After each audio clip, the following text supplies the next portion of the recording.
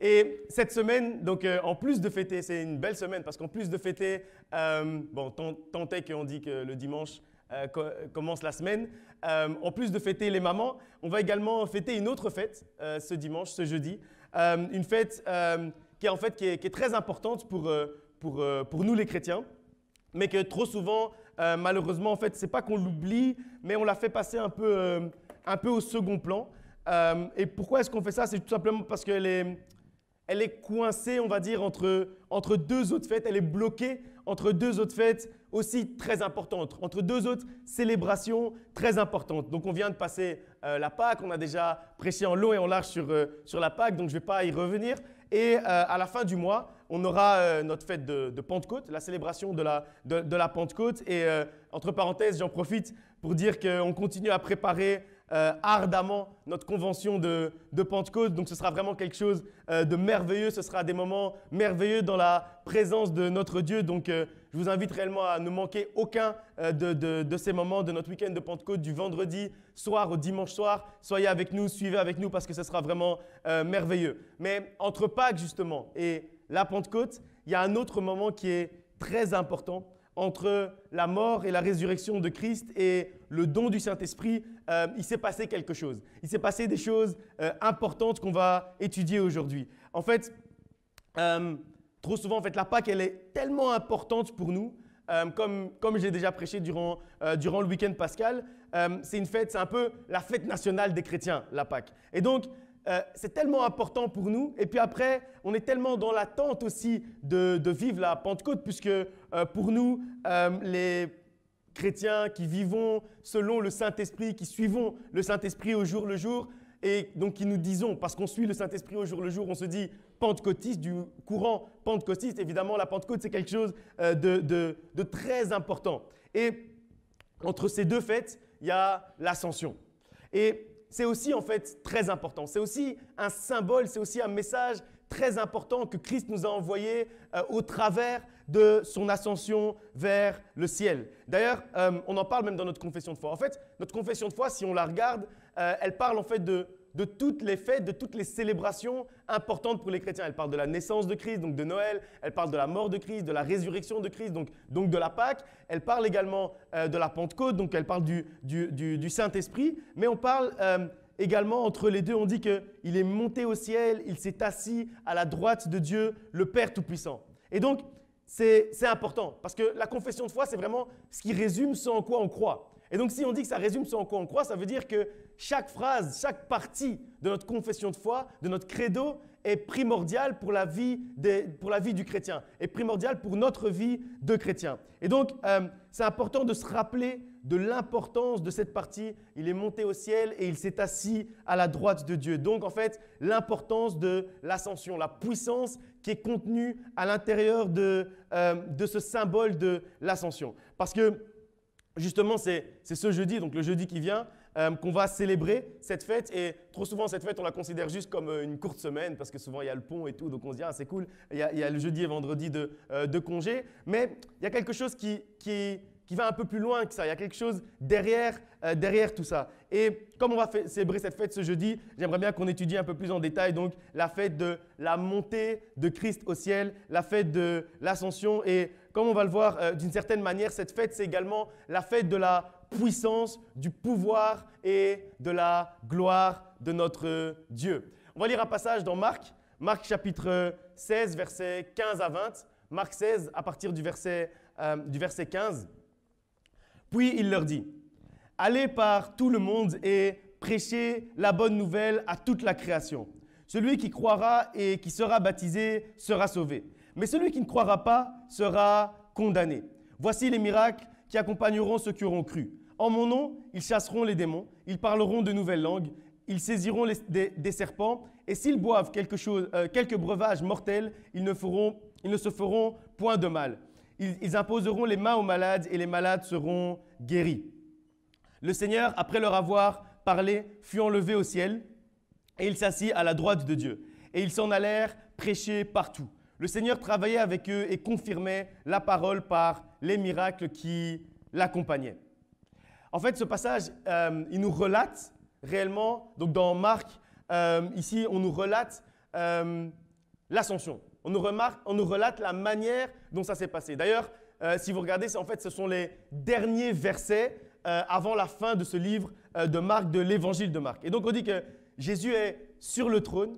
On dit qu'il est à la droite du Père. Et le fait qu'il soit monté au ciel, on dit que ça nous donne le pouvoir sur toute chose, que ça nous donne une certaine puissance sur les choses de la terre. Ça nous donne aussi la protection, comme nous dit ce passage. En montant au ciel, en fait, Christ a débloqué de nouvelles choses dans notre vie. Il a débloqué une nouvelle puissance pour nous. Et là où la mort de Christ a débloqué le salut, a débloqué la sanctification, puisqu'on dit parce que son sang a coulé, nous aujourd'hui on est sanctifiés. Ici on voit que la montée au ciel a débloqué la puissance et la protection. Avant ça, en fait, Christ n'avait pas encore prêché sur la protection. Il n'avait pas encore expliqué que voilà, si on boit un certain breuvage ou si on prend un serpent, on ne sera pas atteint. C'est des choses qu'il n'avait pas encore vraiment abordées avec ses disciples. C'est des choses qu'il n'avait pas encore abordées avec nous, les enfants de Dieu. Et là, c'est à ce moment-là qu'il va en parler. Il va parler de la puissance et de la protection. En montant au ciel, en fait, c'est ce qu'il a débloqué pour nous. C'est parce qu'il est monté au ciel qu'aujourd'hui, on peut se dire, que tu peux te dire, je ne crains rien. C'est uniquement parce qu'il est monté au ciel. Parce que si vous regardez, on n'a jamais dit, parce qu'il est ressuscité des morts, alors je ne crains rien. Non, c'est au moment où il est monté au ciel qu'il a dit, à ce moment-là, vous avez la protection. Donc, le fait de monter au ciel nous débloque une certaine protection. C'est parce qu'il est monté au ciel qu'aujourd'hui, on peut, comme l'indique ce passage, chasser les démons, parler en de nouvelles langues. C'est parce qu'il est monté au ciel qu'on peut imposer les mains aux malades et que les malades sont guéris. S'il n'était pas monté au ciel, s'il ne s'était pas assis à la droite de Dieu, on ne pourrait pas faire tout ça. Et ce n'est pas tout. Comme j'ai dit, il y a aussi la partie protection. Ça, c'était un peu la partie puissance. Et maintenant, il y a la partie protection. On dit que, et c'est ce que nous dit ce passage, c'est parce que Christ est monté au ciel qu'aujourd'hui on peut dire « je ne crains rien et rien ne peut me nuire ». Même le serpent, même le poison ne peuvent pas me nuire. Comme ce passage nous dit, on peut saisir un serpent, on peut boire un breuvage mortel, il ne nous arrivera rien parce que Christ va nous protéger, parce que Christ qui est assis à la droite du Père est en train d'intercéder continuellement pour nous. À la droite du Père, il est assis à la droite du Père pour faire cette intercession continuelle pour les saints, comme nous dit la parole de Dieu. Et donc, à chaque fois que quelque chose pourrait nous arriver, que quelque chose pourrait nous toucher potentiellement, ce qui se passe, c'est que rien ne peut nous faire du mal parce qu'il est assis à côté du Père en train de dire non, protège, non, protège mon fils, protège-le, que rien ne puisse lui arriver, même s'il est en danger aujourd'hui, que rien ne puisse lui arriver. Il intercède pour nous auprès du Père pour que rien ne nous arrive. Et là où en fait les autres passages de la parole de Dieu nous parlent beaucoup d'actions ponctuelles, nous dit ok, il a guéri les malades, il a accompli un miracle, etc. Ici on voit en fait que ça nous parle d'une action continuelle. Le fait de monter au ciel et de s'asseoir à la droite de Dieu, c'est continu. Ça veut dire qu'il est continuellement assis à la droite de Dieu, continuellement assis à sa droite pour intercéder en notre faveur et que rien ne puisse nous arriver pour qu'on puisse être protégé. Et c'est pour ça que l'ascension, c'est une fête si importante pour nous les chrétiens. Parce que Christ, il ne s'est pas contenté en fait de mourir pour nous. Il ne s'est pas contenté de ressusciter des morts, ce qui est déjà beaucoup, on est d'accord. Mais il ne s'est pas contenté de ça, il a été encore plus loin. Il ne s'est pas contenté de descendre au séjour des morts de manière ponctuelle pour aller nous saisir, pour aller nous chercher la victoire. Il est aussi continuellement, à partir d'un certain moment, il s'est mis continuellement en action pour nous. À partir d'un certain moment, il a décidé qu'il allait être continuellement en action pour ses enfants, pour nous saisir une victoire qui n'est pas ponctuelle, mais une victoire qui est réellement continuelle. Il est continuellement en action pour toi, Jésus-Christ. Et donc, il intercède continuellement auprès du Père pour nous, pour ta protection et pour que tes prières soient des prières puissantes, soient des prières de foi et que tes prières de foi puissent s'accomplir. Et c'est la raison pour laquelle on dit qu'il est monté au ciel et qu'il s'est assis à la droite de Dieu. C'est ce que nous allons célébrer le jeudi de l'Ascension. Ensuite, au verset 20, on voit que les disciples, en fait, ils vont proclamer la bonne nouvelle. Donc, après avoir reçu cet enseignement-là, après avoir compris, ils vont commencer à proclamer la bonne nouvelle. On va encore plus loin, même on dit qu'ils allèrent prêcher partout. Et c'est aussi quelque chose dont on se rappelle durant la fête de l'Ascension et c'est logique en fait. Quand on voit tout le trajet par lequel ils viennent de passer, c'est logique en fait qu'à un certain moment, ça bouillonne à l'intérieur d'eux. C'est logique que, étant donné tout ce qu'ils ont vécu, ils ont vu Jésus souffrir pour eux. Ils ont vu Jésus mourir pour eux. Ils l'ont vu ressusciter. Ils ont vu le tombeau ouvert, le tombeau vide. Et ensuite là, ils entendent la promesse de la puissance, la promesse de la protection, et puis après, ils le voient monter au ciel. En fait, quand on comprend tout ce trajet, la seule chose logique à ce moment-là, c'est tout simplement de commencer à parler de Dieu à tous ceux qui sont autour de nous. Parce que quand on comprend tout ce que Dieu a fait pour nous, de manière ponctuelle quand il était sur la terre, et qu'après il est monté au ciel pour réellement aller intercéder pour nous, pour notre protection et pour qu'on puisse avoir des prières puissantes. Quand on comprend tout ça, tout ce qu'on a envie de faire, tout ce qui bouillonne à l'intérieur de nous, c'est l'envie de propager la parole de Dieu. Parce qu'on se dit que ce qu'on a reçu et ce qui est bon, on veut également le faire connaître à ceux qui sont autour de nous. Alors évidemment que quand on prend conscience de tout ça, quand on prend conscience de toutes ces choses, de toutes les merveilles de Dieu dans notre vie, de tout ce qu'il a fait pour nous et qui continue à faire pour nous au jour le jour, à ce moment-là, tout ce qu'on veut faire, c'est parler de lui, c'est propager la bonne nouvelle. Quand on prend conscience d'abord de tout ce que Jésus a fait pour nous étant sur la terre, en étant vivant, et puis tout ce qu'il a fait pour nous-mêmes dans la mort, en allant jusqu'au séjour des morts pour nous. On prend conscience, quand on prend conscience de tout ça, tout ce qu'on a envie, ça bouillonne à l'intérieur de nous de se dire non, il faut que je parle à quelqu'un de ces choses merveilleuses. Il faut que ces choses merveilleuses, ça ne reste pas juste pour moi. Il faut que ça aille aussi pour quelqu'un d'autre. Il faut que quelqu'un, il faut qu'un ami, il faut qu'une amie, il faut qu'un frère, il faut qu'une sœur, il faut qu'une maman, il faut que mon papa, il faut que tout le monde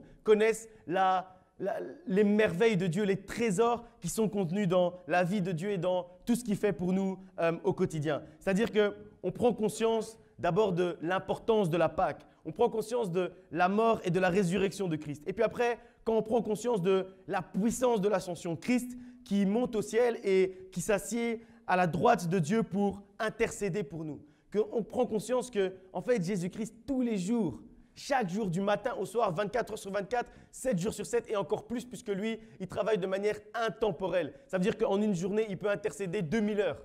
Il est en train de prier pour nous. Il est en train de parler en notre faveur au Père. C'est ce qu'il est en train de faire au quotidien. Quand on prend conscience de tout ça, quand on prend conscience qu'il est en train de travailler, même quand on ne s'en rend pas compte, comme j'ai déjà prêché il y a quelques mois, quand on prend conscience qu'il travaille continuellement pour nous, alors on brûle en fait. On brûle d'une envie de propager tout ça autour de nous. Parce que c'est un amour tellement fort de se dire que quelqu'un a choisi de donner sa vie, a choisi d'aller au séjour des morts, a choisi de ressusciter pour nous, mais après, il ne s'est pas arrêté là. Il s'est dit non, je choisis également de monter au ciel pour travailler continuellement pour mes enfants, pour qu'à tout moment, ils puissent avoir la protection, pour qu'à tout moment, ils puissent ressentir cet amour, pour qu'à tout moment, ils puissent ressentir cette paix, pour qu'à tout moment, ils puissent réellement vivre, jouir d'un bonheur merveilleux. Quand on prend conscience de tout ça, tout ce qu'on a envie, c'est de faire comme les disciples, c'est de propager la parole autour de nous. Et j'aime bien aussi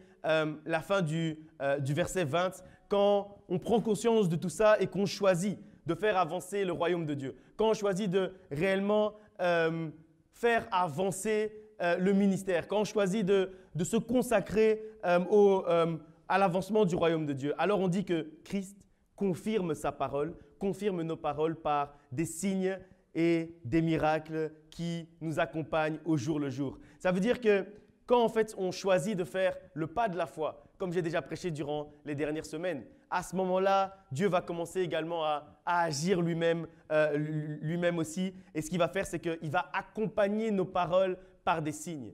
Ça veut dire que quand on va parler de l'amour de Dieu à quelqu'un, il va rentrer chez lui et il va ressentir cet amour. Quand on va parler de la paix de Dieu à quelqu'un, il va rentrer chez lui et il va ressentir une paix qu'il n'avait jamais ressentie avant. Quand on va parler à quelqu'un de la joie qui nous vient de Dieu, il va rentrer sur la route, il va il va sourire et il va sentir une joie qu'il n'avait jamais ressentie au préalable. Pourquoi? Parce que quand on agit de cette manière, quand on parle à ceux qui nous entourent de la puissance de Dieu, de l'amour de Dieu, Dieu répond à ces actes de foi avec des signes. C'est ce que nous dit ce passage. Il répond avec des signes au quotidien. Ça veut dire qu'il ne va pas laisser vain nos paroles. Il ne va pas laisser nos paroles tomber en désuétude. Ça veut dire qu'ils n'aient aucun effet. Non, il va les accompagner d'effets. Il va les accompagner de signes. Il va les accompagner des miracles, du quotidien. Le Seigneur travaille avec ceux qui ont compris la puissance de la Pâque, la puissance de l'Ascension et comme on verra à la Pentecôte également, la puissance de la Pentecôte. Et il confirme. C'est important de dire qu'il confirme. Ça veut dire qu'il ne nous laisse pas comme ça. Il confirme nos paroles et ces paroles qu'il met dans notre bouche au travers de signes et de miracles. Quand on comprend qu'il est monté au ciel et qu'on a la foi, qu'il est en train d'intercéder pour nous, qu'il est en train de parler pour nous à la droite de Dieu, si on a réellement cette foi forte et agissante à l'intérieur de nous, dans son action continuelle, il agit alors continuellement dans notre vie et c'est aussi simple que ça. Ça a l'air simple, mais effectivement, c'est aussi simple que ça. Tout ce qu'on a à faire, c'est croire en l'action continuelle de Dieu dans notre vie. Et donc, ça nous montre également que l'ascension, c'est également la célébration de l'évangélisation. C'est également la célébration de la propagation de la parole de Dieu. C'est également la célébration de ceux qui ont choisi de faire avancer le royaume de Dieu. C'est également la fête de tous ceux qui travaillent pour l'avancement du royaume de Dieu. C'est la fête de tous ceux qui servent Dieu dans un ministère. Peu importe le ministère, c'est la fête de toutes ces personnes qui servent Dieu dans un ministère. Donc, si tu es actif dans un ministère, sache que ce jeudi, c'est également ta fête. Et si tu n'es pas encore actif dans un ministère, justement, c'est le moment de le devenir entre maintenant et jeudi pour que jeudi, ce soit également toi qu'on puisse fêter. Encore lire un passage dans Matthieu chapitre 28, versets 16 à 20. Matthieu 28, 16 à 20.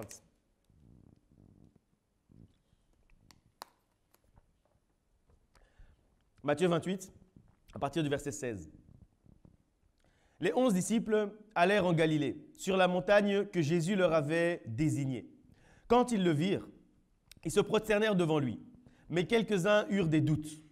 Jésus s'étant approché, leur parla ainsi. « Tout pouvoir m'a été donné dans le ciel et sur la terre.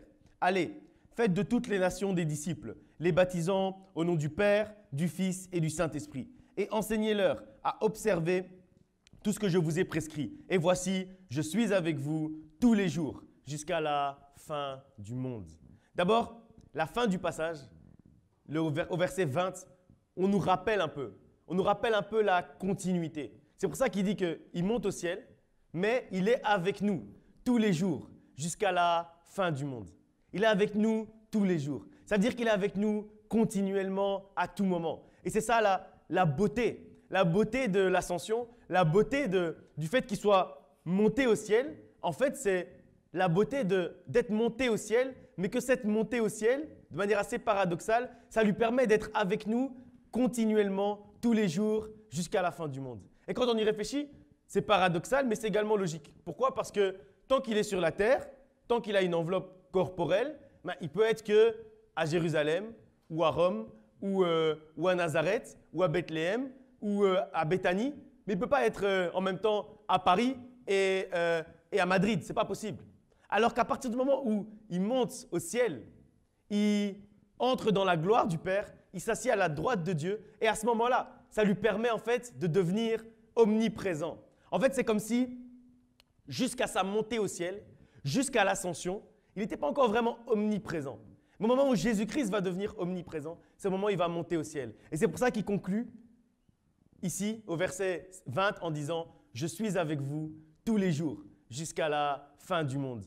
Et la raison pour laquelle il peut dire ça, c'est parce qu'il va monter au ciel. Et juste après, il va monter au ciel. Et après, il est avec nous tous les jours jusqu'à la fin du monde. Et ce passage, en fait, il nous parle d'abord une nouvelle fois du moment donc, de l'ascension. Les derniers moments de Christ sur la terre. Au moment où Christ est monté au ciel pour aller s'asseoir à la droite de Dieu. Et ce qu'on voit dans ce passage, c'est qu'avant de monter au ciel, les disciples, ils étaient assemblés sur la montagne. Et j'aimerais qu'on s'arrête un peu sur ce symbole. Ils étaient ensemble à la montagne. C'est assez intéressant comme symbole. Encore une fois, il y a plusieurs notions en fait dans ce symbole d'être assemblé à la montagne. Il y a 3 symboles en fait. D'abord, il y a la montagne, c'est le symbole de la piété. Ensuite, on dit qu'ils étaient ensemble, donc les 11 complets. Donc on précise bien que les 11 étaient là. Et donc ça veut dire qu'il y a une notion d'unité. Et puis, on dit que c'est à la montagne que Christ leur avait indiqué. Ça veut dire qu'il y a une notion d'être au bon endroit, au bon moment. Trouver notre Bethel et y rester et y demeurer. Et donc, encore une fois, on commence d'abord par une notion d'unité. Le fait que les 11 soient ensemble. On précise bien les 11. On dit, bon, vous savez qu'il y avait les 12, hein, mais Judas, on ne le comptait plus à ce moment-là. Donc, les 11. Donc, l'ensemble des disciples étaient là. Ils étaient assemblés. Ce n'est pas juste une partie des disciples. C'était réellement les 11. Ils étaient tous ensemble. Ils marchaient d'un seul pas. Ils marchaient dans l'unité. Ils marchaient dans un seul esprit. Et puis, on dit qu'ils étaient en Galilée. Donc, on précise bien où ils étaient. En Galilée. Et après, on dit sur la montagne que Jésus leur avait désignée. Donc, pas sur n'importe quelle montagne. Quand on parle d'être à la montagne, comme j'ai dit, ça a un symbole, ça a une notion de retraite, ça a une notion de prière, une notion d'aller se recueillir pour prier. Quand on dit je monte à la montagne, ça veut dire que je vais aller me recueillir pour prier. Mais ce qu'on voit ici, c'est qu'ils n'étaient pas sur n'importe quelle montagne. Ils n'étaient pas dans n'importe quelle région. Ils étaient en Galilée, sur la montagne que Christ avait désignée. Et c'est là où Christ a pu se manifester pour qu'ils puissent voir la gloire de Dieu et pour que Christ puisse les accompagner tous les jours jusqu'à la fin du monde. Et donc, c'est des symboles qui sont vraiment très importants, des symboles qui sont vraiment primordiaux pour nous les chrétiens. C'est à ce moment-là que Jésus leur a donné leur dernier enseignement et qu'ils l'ont vu monter au ciel pour aller s'asseoir à la gloire de Dieu. Donc, ce que nous apprend en fait ce passage, c'est que si tu veux vivre la puissance de l'ascension, c'est la protection et la puissance dans nos prières. Ça veut dire que si on veut voir l'action continuelle de Dieu dans notre vie, c'est ça également la puissance de l'ascension. Tu as besoin de 3 choses pour voir ça dans ta vie. La prière, c'est-à-dire aller régulièrement à la montagne. Tu as besoin d'être dans l'unité avec tes frères et sœurs en Christ, tout comme les disciples étaient assemblés à 11. Et puis, tu as besoin d'être sur la bonne montagne, dans la bonne région, là où Dieu a réellement choisi de te bénir, là où Dieu veut se révéler à toi, là où tu verras la gloire de Dieu et où la gloire de Dieu va se manifester dans ta vie. Et trop souvent, justement, on ne couple pas en fait ces 3 éléments. Et donc, je vais te donner quelques exemples. Par exemple, on se dit, ok, je prie beaucoup, donc je suis souvent à la montagne. Mais par contre, c'est quelqu'un qui n'est dans l'unité avec personne, qui ne prie jamais avec ses frères et sœurs, qui n'exhorte jamais personne, qui n'encourage jamais personne, qui n'écoute jamais des exhortations, qui ne fait pas partie d'une assemblée locale. Mais il lui manque quelque chose pour pouvoir… Et après, il se dit, mais je prie beaucoup, mais je ne vois pas la gloire de Dieu s'accomplir dans ma vie. C'est parce qu'il manque l'unité. Et puis, il y a des gens aussi qui sont dans l'unité, mais qui ne prient pas beaucoup. Ça veut dire qu'ils ne montent pas souvent chez eux à la retraite. Ils ne montent pas souvent à la montagne. Moi, je ne sais pas. Moi, quand on est ici, nous on est responsable de l'église, on est pasteur, donc on vient, on prêche, on a des entretiens individuels, on prie avec vous. Mais on ne sait pas si, quand vous êtes chez vous à la maison, vous priez vraiment. On ne sait pas. Et donc, parfois, les gens viennent avec des problèmes, on discute, etc. On prie avec eux et on se rend compte, mais oui, donc ils sont dans l'unité, donc ils sont dans l'assemblée, ils font partie de l'assemblée, ils sont avec leurs frères et sœurs, ils participent aux réunions, etc. On discerne qu'ils sont au bon endroit, mais ils disent, mais je ne comprends pas, la gloire de Dieu ne se manifeste pas dans ma vie, je ne comprends pas pourquoi, Et puis après, on se rend compte que ce qui manque, c'est le 3e élément, c'est-à-dire aller à la montagne. Et après, il y a le 3e élément, c'est-à-dire être au bon endroit, au bon moment, à Galilée, sur la montagne que Christ a désignée. Ça veut dire quoi? Ça veut dire que tu peux monter à la montagne. Tu peux être dans l'unité. Ça veut dire que si les 11, ils étaient allés dans une montagne en Samarie, ils avaient dit non, mais en Galilée, beaucoup de gens nous recherchent, ils veulent nous tuer là-bas. Si Pierre avait dit ça, après avoir renié Jésus, il avait dit ouais, mais c'est chaud quand même, on m'avait demandé plusieurs fois, est-ce que je suis vraiment un disciple et tout ça, parce qu'il voulait me tuer. Donc s'il avait dit non, allons plutôt en Samarie, là-bas personne ne nous connaît. Et c'était d'aller sur une montagne en Samarie. Mais ils n'allaient pas voir la gloire de Dieu, puisque Christ, il est venu, il s'est manifesté sur cette montagne-là en Galilée. Donc parfois, on prie, on est dans l'unité, mais on n'est pas au bon endroit. On n'est pas au bon endroit au bon moment. On n'est pas à Galilée sur la montagne que Christ a désignée. On n'est pas à Galilée sur la montagne que Jésus a désignée exactement et qu'il a dit « c'est là, sur ce point-là que je vais me manifester. C'est à cet endroit-là bien précis que je vais me manifester. » Et donc même si on est dans l'unité, ça devient l'unité de la tour de Babel. Vous savez c'est quoi l'unité de la tour de Babel? L'unité de la tour de Babel, c'est quand on est unis, mais qu'on ne fait pas la volonté de Dieu. La tour de Babel, en fait, c'était très unis. Et c'est pour ça d'ailleurs que Dieu a même détruit cette tour. Pourquoi? Parce qu'en fait, il s'est dit, mais quand ils sont unis comme ça, ils peuvent s'unir pour faire n'importe quoi. Et donc, je ne vais pas les laisser faire n'importe quoi dans cette unité nocive. Et donc, parfois, on est unis. Parfois même, on croit qu'on va à la montagne, mais on n'est pas dans la bonne région, sur la bonne montagne. Et donc, c'est important de pouvoir discerner là où Dieu nous veut réellement pour pouvoir coupler ces trois éléments, que ces trois éléments soient réellement présents dans notre vie, qu'on monte régulièrement à la montagne, qu'on prie beaucoup. C'est important la piété, c'est important la prière, c'est important de mettre ses genoux au sol quand on est chez nous à la maison, quand on est seul. C'est important de prier également dans l'unité avec nos frères et nos sœurs et c'est important d'être au bon endroit, au bon moment, là où Dieu veut qu'on soit. Et puis au verset 18, Jésus-Christ va rappeler quelque chose d'important également à ses disciples. Il dit que tout pouvoir lui a été donné, mais il précise dans le ciel et sur la terre. Et j'aime bien le fait qu'il va préciser en fait cette dualité, qu'il va préciser le fait que la puissance, tout pouvoir et toute puissance lui ont été donnés sur la terre et dans le ciel. Et en fait, comme si, ce qu'il fait en fait à ce moment-là, c'est comme si avant de monter au ciel, il veut faire savoir aux disciples, il veut faire savoir au monde, il veut faire savoir à ses enfants qu'il va partir, mais que ce qu'il faisait en étant sur la terre, à côté d'eux, il va continuer à le faire quand il sera au ciel. Et de manière encore plus grande, de manière encore plus merveilleuse. Il va continuer à le faire au ciel à travers eux. Et en fait, d'une certaine manière, il confirme que le pouvoir qui lui a été donné, ce n'est pas un pouvoir terrestre, c'est un pouvoir céleste. Raison pour laquelle il doit monter au ciel pour se retrouver dans la gloire de son Père et pour pouvoir agir partout, à tout moment sur la terre. Et il précise que ce n'était pas juste que ce pouvoir en fait, qui lui avait été donné, ce n'était pas juste pour agir sur la terre. C'était également pour agir sur la terre à partir du ciel, pour pouvoir couvrir toute la terre en une fois, pour devenir, comme je disais tout à l'heure, omniscient, omnipotent, omniprésent.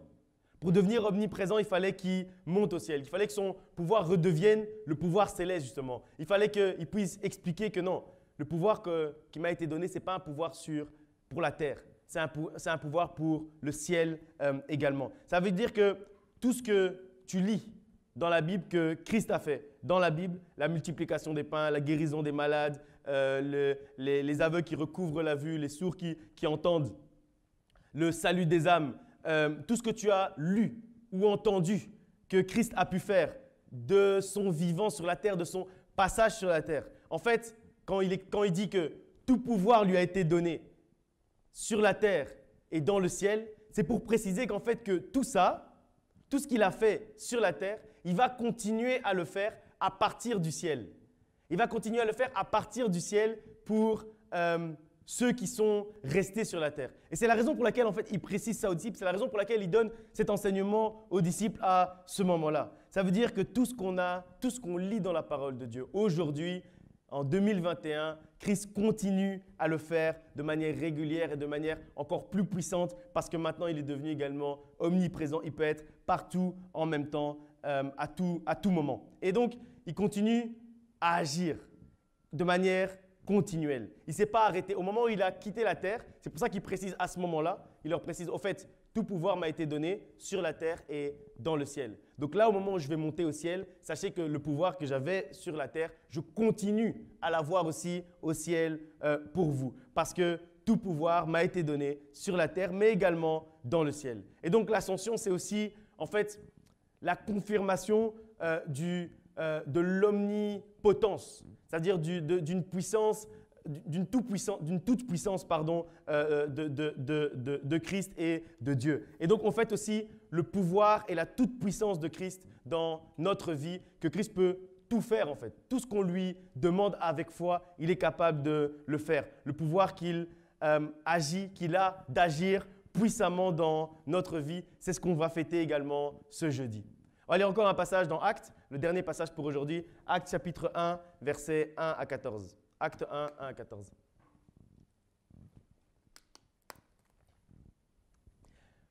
Acte chapitre 1, à partir du verset 1.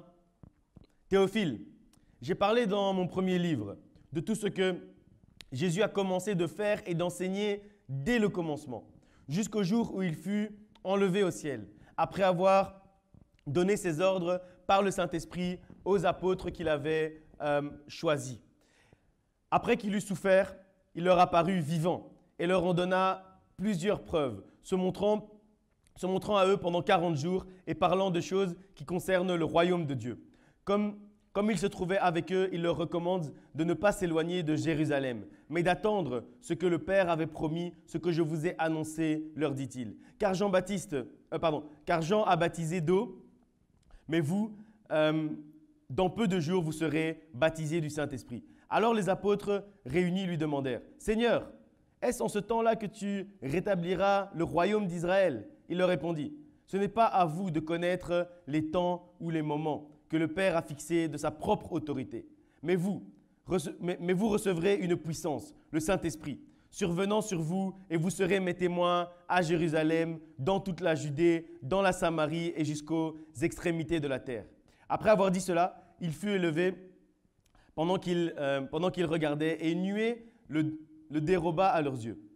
Et comme ils avaient les regards fixés vers le ciel pendant qu'ils s'en allaient, voici, 2 hommes vêtus de blanc leur apparurent et dirent, « Hommes galiléens, pourquoi vous arrêtez-vous à regarder au ciel ?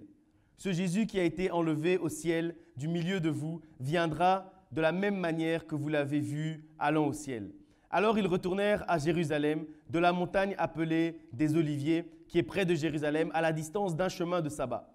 Quand ils furent arrivés, ils montèrent dans la chambre haute où ils se tenaient d'ordinaire. C'était Pierre, Jean, Jacques, André, Philippe, Thomas, Barthélemy, Matthieu, Jacques, fils d'Alphée, Simon le Zélote et Jude, fils de Jacques. Tous d'un commun accord, persévérant dans la prière avec les femmes et Marie, mère de Jésus, et avec les frères de Jésus. Là, en fait, on voit la fondation de la première église, de ce qu'on appelle l'église primitive. Et il y a plusieurs choses en fait importantes dans ce passage. Donc, on passe en fait de l'ascension à la fondation de la première église, de l'église primitive, puisqu'on dit que c'était donc les 11, avec également les femmes, Marie, la mère de Jésus et les frères également de Jésus. Donc, ils étaient quand même un petit nombre. Et c'est intéressant de voir que avant même la Pentecôte, avant même de recevoir le Saint-Esprit, l'Église avait déjà été instaurée. L'Église avait déjà été implantée. C'est intéressant de voir ça parce qu'en fait, on se dit que la première Église, et c'est ce qu'on fait également à l'Ascension, la première Église, elle a été constituée juste après l'Ascension. Juste après que Christ soit monté au ciel, c'est à ce moment-là qu'ils se sont réunis tous ensemble et ils ont fondé cette Église primitive. Et donc à l'Ascension, on va fêter également l'anniversaire de l'Église primitive. Et donc, il y a plusieurs autres choses qui sont importantes dans ce passage. D'abord, on nous rappelle tout ce qu'on vient de vivre depuis la Pâque. On nous rappelle la puissance du sacrifice de Christ. On nous rappelle également sa résurrection au verset 3. Quand on dit qu'il est vivant, qu'il est apparu vivant à ses disciples. Ensuite, on nous parle du fait qu'il a continué, il est resté avec eux durant un certain temps pour leur donner des instructions, pour faire des miracles, comme on a déjà prêché durant les dernières semaines, qu'après la Pâque, il est resté pour continuer à faire des miracles avec eux. Il leur a donné des instructions claires sur la manière dont ils devaient agir et pour qu'ils soient également au bon endroit, au bon moment, pour qu'ils ne s'éloignent pas de Jérusalem, c'est ce qu'on dit ici. Très souvent, en fait, dans la parole de Dieu, on voit que Jésus-Christ a enseigné sur l'endroit où on devait être. Là encore, il dit « Ne vous éloignez pas de Jérusalem ». Parce que c'est à Jérusalem que le Saint-Esprit va vous être donné à la Pentecôte. Et donc, il leur dit, ne vous éloignez pas, restez là, parce que le Saint-Esprit va arriver. Donc, s'ils s'éloignent, après, tant pis pour eux s'ils ne reçoivent pas le Saint-Esprit. Et donc, très souvent, Christ nous a enseigné sur la manière d'être au bon endroit, au bon moment. Mais également, on dit qu'il les a enseignés à rester ensemble, qu'ils restent ensemble en attendant ce que Christ a promis, en attendant la Pentecôte, en attendant le Saint-Esprit. Et au verset 8, il rappelle également la promesse d'une puissance venant du ciel. Il rappelle en fait la promesse de la Pentecôte, le Saint-Esprit, mais ça, on va en parler plus en détail à la Pentecôte, donc je ne vais pas recommencer une deuxième prédication sur la Pentecôte maintenant, mais il redonne cette promesse en fait à son peuple. Et puis, j'aime bien ce qui se passe aussi au verset 10, parce que d'une manière, en fait, ça nous prépare aussi à la Pentecôte et à la venue du Saint-Esprit. Quand les anges apparaissent aux disciples et qu'ils leur demandent pourquoi est-ce qu'ils sont en train de regarder le ciel. J'ai beaucoup en fait réfléchi sur ce verset pour essayer de comprendre en fait ce que les anges voulaient dire. Parce que quand un ange vient quand même pour donner un enseignement, il y a quand même quelque chose de puissant qui doit sortir de ça. Il y a quelque chose d'important et d'intéressant qui doit sortir de ça pour notre vie.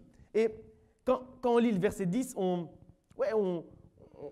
comprend pas trop en fait au départ pourquoi est-ce que les anges viennent dire mais arrêtez de fixer les yeux au ciel. Alors que c'est un symbole, le ciel c'est un symbole de Christ. Il est en train de regarder Jésus-Christ en fait qui était monté au ciel. Mais au moment où la nuée est venue enlever Jésus-Christ, après, il n'y avait plus rien à regarder. Donc, il regardait un ciel vide. Donc, il ne regardait plus Jésus-Christ qui montait au ciel. Il regardait un ciel vide. Et j'ai réfléchi sur ça, j'ai lu sur ça, j'ai regardé les concordances pour voir les versets qui étaient liés à ça. Et en étudiant, en fait, j'ai compris ce que les anges voulaient enseigner en fait, aux disciples à ce moment-là.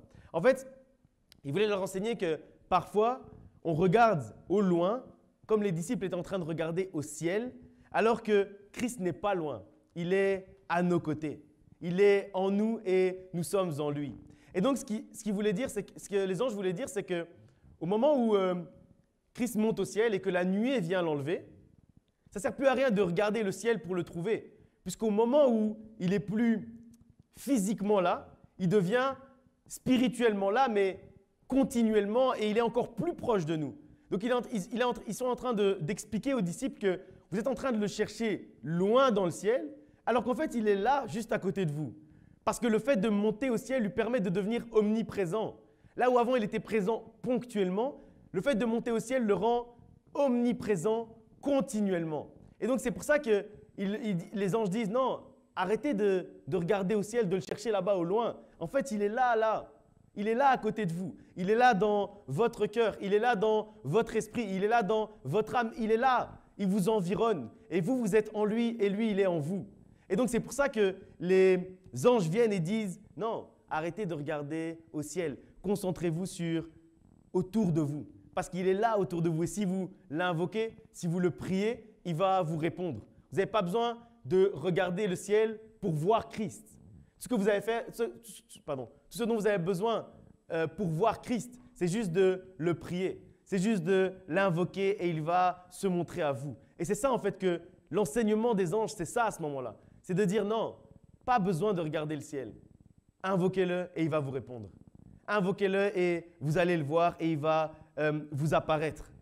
Parce qu'il est plus loin, il n'est pas loin, il est plus ponctuel, il est maintenant omniprésent. En fait, fixer les yeux sur le ciel, c'est comme se concentrer, c'est ce que faisaient les disciples, se concentrer sur les symboles au lieu de se concentrer sur la foi agissante. Se concentrer sur un symbole, sur une image, au lieu de se concentrer sur la foi dans l'action continuelle de Dieu dans notre vie.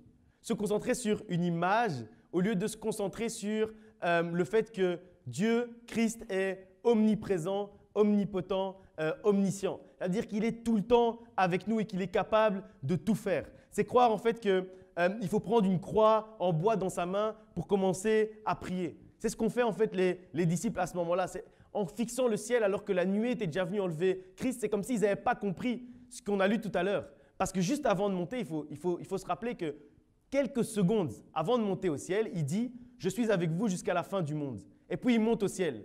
Et puis la nuée l'enlève. Et puis eux, ils continuent à regarder le ciel. Et donc, c'est pour ça que les anges apparaissent. Ils disent, mais qu'est-ce qu'il vient de vous dire? Il vient de vous dire, je suis avec vous tous les jours jusqu'à la fin du monde. Donc, vous n'avez pas besoin de regarder le ciel pour le trouver, puisqu'il vient de vous dire qu'il est avec vous. Et trop souvent, nous, c'est ce qu'on fait. On va se concentrer sur les symboles, au lieu de se concentrer sur la présence réelle de Dieu. On n'a pas besoin de se concentrer sur un symbole, puisque la présence de Dieu est réelle. Ce n'est pas une présence qui est symbolique, ce n'est pas une présence qui est imagée, ce n'est pas une présence où on a besoin de regarder une croix ou regarder le ciel pour le voir. Elle est continuelle, parce qu'il est avec nous tous les jours, jusqu'à la fin du monde. Et donc, on n'a pas besoin de regarder une statue pour se rappeler que Christ est mort pour nos péchés. D'une certaine manière, regarder Christ au loin dans le ciel, c'est entrer en fait dans la religiosité. Et donc, le premier message qui a été donné au monde après que Christ soit monté au ciel, c'est ne devenez pas religieux. C'est ne regardez pas le ciel, ne regardez pas les symboles, ne regardez pas la croix, ne regardez pas une statue, ne rentrez pas dans la religiosité. Au contraire, vivez votre vie chrétienne comme étant un mode de vie. Vivez le christianisme comme étant un mode de vie de paix, d'amour et de joie. Expérimentez la vie chrétienne. Ne vous concentrez pas juste sur « Ah, mais il est monté au ciel, donc puisqu'il est monté au ciel, donc quand je prie, je dois regarder vers le ciel. » Non, ça, ce n'est pas très important. Ça, ce sont des images, ça, ce sont des symboles. Mais le plus important, c'est que Christ est avec nous tous les jours jusqu'à la fin du monde. Parce qu'en montant au ciel, il est devenu omniscient, omnipotent et omniprésent. Et donc, c'est pour ça que moi, personnellement, je crois que la religion, en fait, ça nous éloigne de Dieu. Alors que le mode de vie chrétien, ça nous rapproche de Dieu. Vivre le christianisme, ça nous rapproche de Dieu. Être religieux, ça nous éloigne de Dieu. Vous savez, on décore l'église, c'est vrai. On met une croix, c'est pour décorer. C'est pour décorer l'église. Mais c'est un symbole de nous les chrétiens, c'est vrai. On a des symboles, on a la menorah, on a des symboles, c'est vrai. Mais est-ce qu'on doit, la menorah, là, les déposer? C'est une belle décoration. C'est vrai qu'elle a un symbole spirituel, c'est vrai. Mais est-ce qu'on doit la regarder? Est-ce qu'on doit la prendre en main pour prier? Non. Est-ce que quand vous êtes chez vous et que vous n'avez pas de croix et que vous n'avez pas de menorah, est-ce que Christ n'est pas à vos côtés? Si, il est à vos côtés parce qu'il est avec vous tous les jours jusqu'à la fin du monde. Et c'est ce qu'on célèbre réellement à l'Ascension. On célèbre en fait la relation continuelle avec notre Dieu. On célèbre la relation omniprésente de Dieu envers nous. Et c'est ce qu'on célèbre réellement à l'Ascension.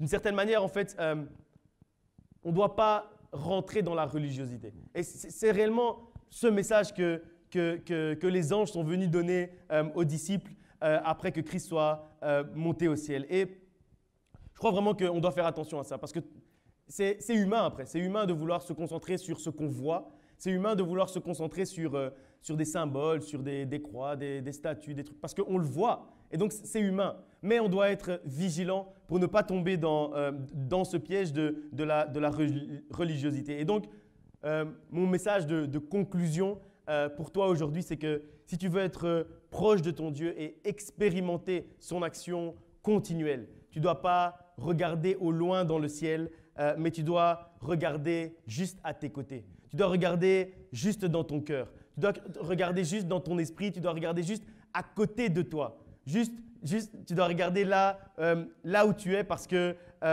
c'est là où se trouve Christ. Là où tu es, c'est là où se trouve Christ parce que tu es en Christ et Christ est en toi. Et donc, tu ne dois pas spécialement regarder dans des symboles de la religion, mais à côté de toi, dans ton cœur, au quotidien, dans ton esprit, dans ton cœur. C'est là où se trouve réellement Christ. Il t'accompagne, il marche avec toi parce qu'il est avec toi tous les jours jusqu'à la fin du monde.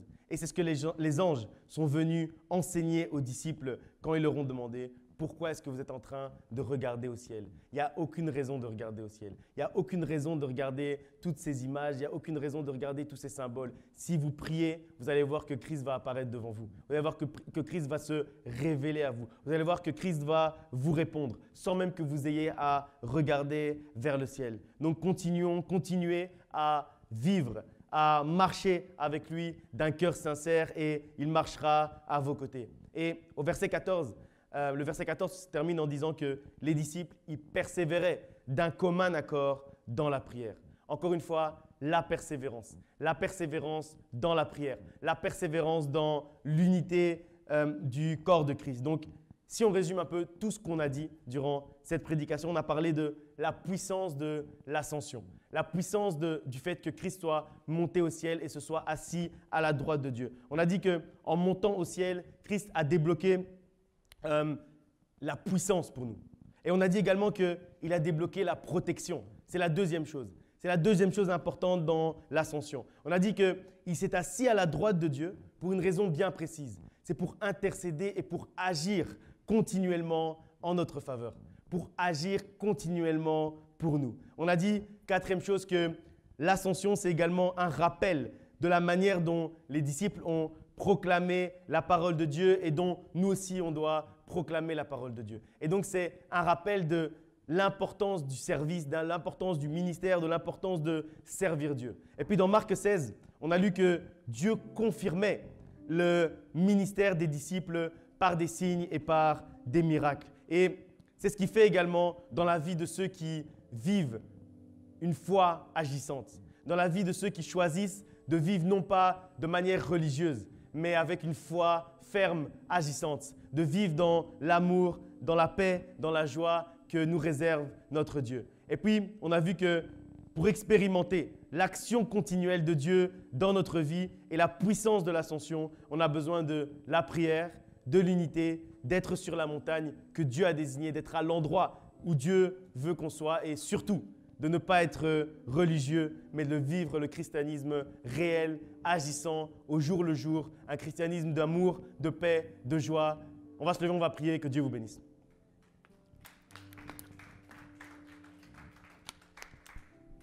Vous pouvez vous lever là où vous êtes, à la maison. On va prier ensemble. On va prier réellement pour que Dieu puisse se révéler à nous, qu'aujourd'hui il puisse se révéler à nous et que chacun d'entre nous réellement on puisse comprendre. Si jusqu'à aujourd'hui on n'avait pas compris, qu'aujourd'hui réellement on puisse comprendre. Comprendre que Christ n'est pas loin, que Jésus-Christ n'est pas loin mais qu'il est à nos côtés, qu'il est juste là à nos côtés. Qu'on puisse réellement commencer à vivre, à expérimenter la puissance de l'ascension. Qu'on puisse réellement expérimenter la protection. Qu'on puisse expérimenter la puissance de l'action de Dieu dans notre vie. Qu'on puisse expérimenter qu'il est tous les jours à nos côtés. Qu'on puisse comprendre qu'on n'a pas besoin de la religion, mais qu'on a besoin de la vie chrétienne. Qu'on a besoin du mode de vie chrétien. Que réellement aujourd'hui, Dieu puisse ouvrir nos yeux. Que Dieu puisse changer notre angle de vue. Que Dieu puisse changer la manière dont on voit les choses et dont on ressent les choses. Qu'aujourd'hui, réellement, ça puisse être un tournant dans notre vie chrétienne. Prions ensemble. Père éternel, Dieu de gloire, je m'approche devant ton trône, Seigneur, avec ton assemblée. Je m'approche devant ton trône, Seigneur, avec tes enfants, Seigneur. Je m'approche, Seigneur, devant ton trône, Seigneur, avec tes filles, Seigneur, avec tes fils, Seigneur, que réellement aujourd'hui, Seigneur, tu puisses agir. Agis aujourd'hui puissamment, Seigneur, dans la vie de quelqu'un. Révèle-toi puissamment, Seigneur, aujourd'hui à quelqu'un. Seigneur, fais que quelqu'un aujourd'hui, Seigneur, qui était religieux, puisse entrer, Seigneur, dans le mode de vie chrétien. Que quelqu'un, Seigneur, qui se concentrait, Seigneur, sur les images et sur les symboles, qu'aujourd'hui, Seigneur, puisse expérimenter la puissance de la vie chrétienne, puisse expérimenter la réalité, la vérité de la vie chrétienne. Que réellement aujourd'hui, Seigneur, nous puissions sortir de la religiosité. Qu'aujourd'hui, Seigneur, nous puissions être au bon endroit. Qu'aujourd'hui, Seigneur, nous puissions être, Seigneur, là où toi, Seigneur, tu veux agir. Qu'aujourd'hui, Seigneur, nous puissions être, Seigneur, là où toi, tu veux te révéler à nous. Que nous puissions voir, Seigneur, ta gloire. Que ta gloire, Seigneur, puisse se révéler à nous aujourd'hui, Seigneur.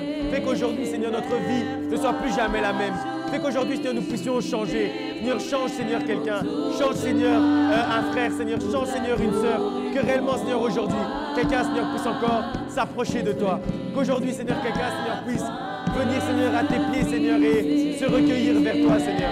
Que réellement, aujourd'hui, Seigneur, nous puissions changer, Seigneur, change nos cœurs, change nos âmes, Seigneur. Fais que nous puissions comprendre la puissance de l'ascension, Seigneur, aujourd'hui. Être guidé par toi, les yeux fixés vers toi.